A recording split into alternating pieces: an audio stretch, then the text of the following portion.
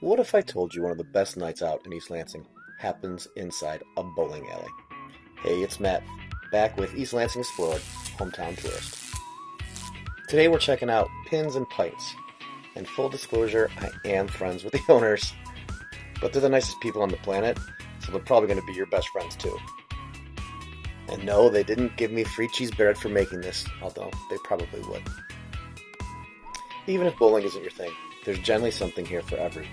Throughout the week, they host DJ Bingo, DJ Trivia, and karaoke every Friday. And it's the kind of karaoke where strangers become friends and nobody judges you, which is totally untrue because I will totally judge you if you're terrible. But that's the best. On the drink side, they basically have a full bar, and they've got rotating selection of craft beer on tap.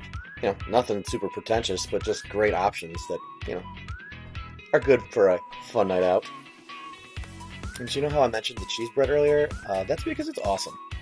The food here is actually way better than it has the right to be for any bowling alley, and you really are missing out if you don't order the cheese bread.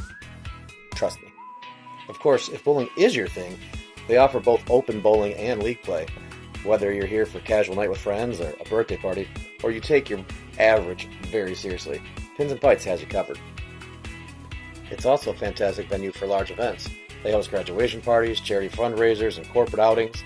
They even host a party for the National Collegiate Dodgeball Championship. I didn't even know Michigan State had a dodgeball team, but they were a blast to hang out with. Go green! So whether you're coming here for the bowling, or the trivia, the karaoke, or just a beer, Pins and Pints earned its place as one of the best nights out in the Lansing area.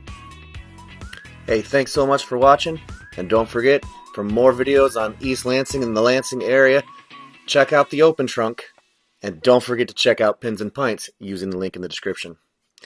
And you have to try the cheese bread. Seriously.